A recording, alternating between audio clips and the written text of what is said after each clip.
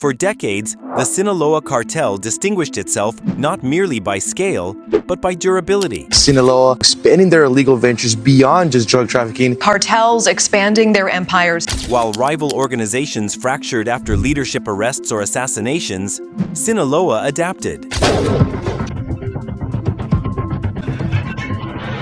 It absorbed losses.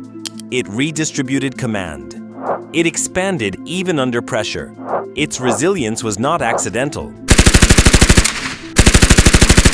The Sinaloa Cartel brutally murdered multiple people. It was architectural. Power inside Sinaloa was federated. Regional commanders controlled territories. Financial operators managed transnational flows. Enforcement arms secured plazas. Authority was negotiated, not imposed. At the center of that federation stood two men whose partnership defined the organization for nearly 3 decades: Joaquín El Chapo Guzmán and Ismael El Mayo Zambada. They killed 300,000 people last year. These drugs coming in. Guzmán embodied expansion. He cultivated alliances, opened routes, and embraced visibility when it served strategic purpose. Zambada embodied continuity, rarely photographed and never captured for decades. El Mayo was one of the most prolific and powerful drug traffickers in this world. He maintained internal relationships, stabilized territories, and preserved long-term cohesion. Together, they created equilibrium. The betrayal that split the Sinaloa Cartel began when that equilibrium ended. In January 2017, Guzmán was extradited to the United States following his recapture in Mexico. Extradition was more than legal transfer. It was structural removal. Previous incarcerations within Mexico had allowed informal communication channels to persist. Influence could be exerted. Messages could travel. U.S. federal custody severed those pathways. Coordination narrowed dramatically. Strategic arbitration from prison became nearly impossible.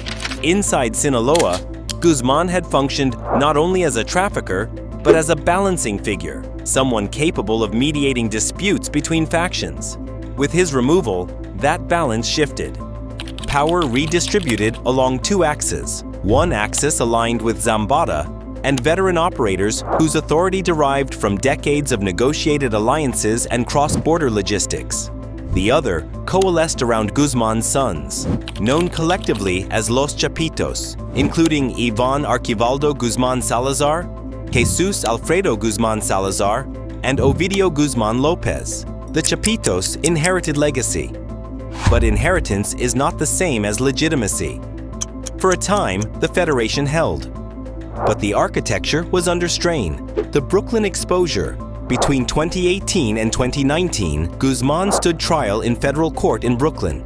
The proceedings were public. Testimony from cooperating witnesses outlined internal hierarchies, bribery networks, and trafficking mechanisms. Decades of operational secrecy were transformed into courtroom exhibits. Organized crime depends not only on secrecy for security, but for relational stability.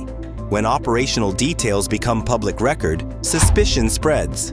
Within Sinaloa, questions circulated. Who had been mentioned?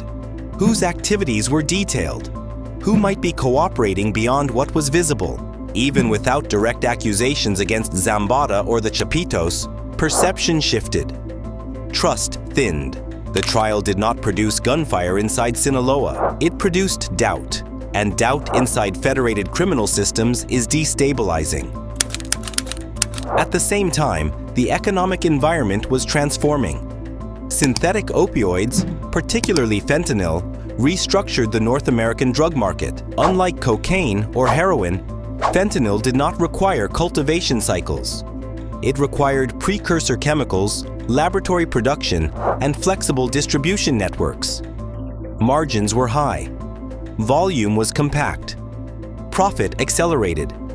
U.S. indictments and investigative reports increasingly associated factions linked to the Chapitos with expanded fentanyl production and trafficking. Zambada's network, historically rooted in established corridors and long-standing smuggling relationships, was perceived as more traditionally structured. Perception in criminal systems influences allegiance. and allegiance influences stability.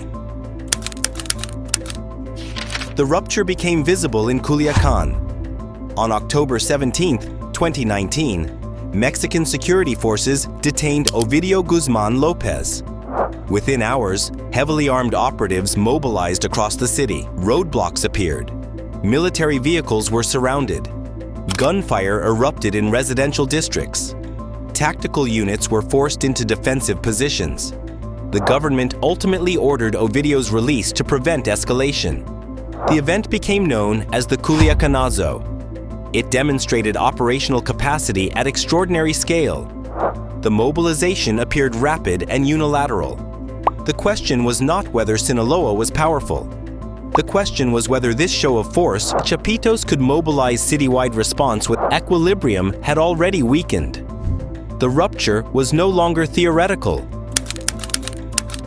In January 2023, Mexican authorities again targeted Ovidio in Culiacan.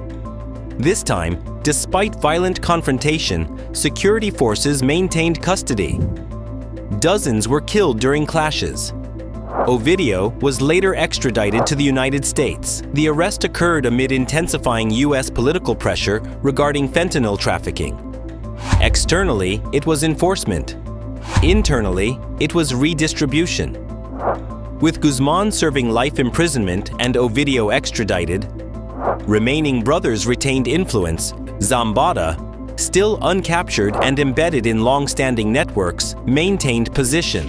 Localized clashes in parts of Sinaloa, the Federation had divided into identifiable camps. The betrayal that split the Sinaloa Cartel was not a single recorded conversation. The extradition that removed the central arbiter. The trial that exposed internal structure. The fentanyl economy that intensified generational divergence. The Culiacanazo that demonstrated unilateral force. The arrests that redistributed leverage. In federated criminal systems, trust functions as infrastructure. It governs territory, revenue allocation, enforcement jurisdiction. When trust erodes, loyalty becomes conditional. The Guzmán-Zambada partnership had provided counterweight. Without Guzmán physically present, succession lacked universal arbitration. For years, analysts described Sinaloa as uniquely resilient.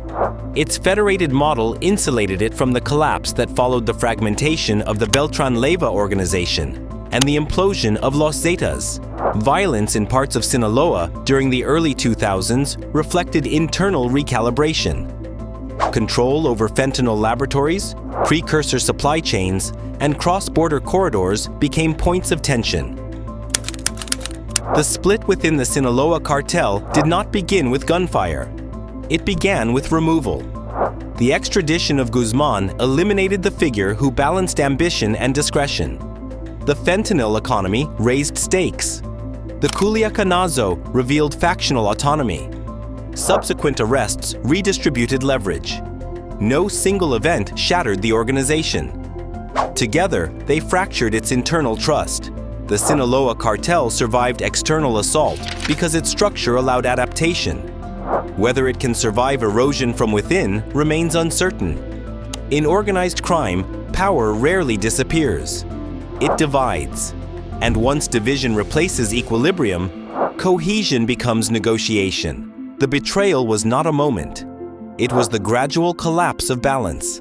And in federated criminal systems, balance is the only thing that keeps fragmentation from becoming war.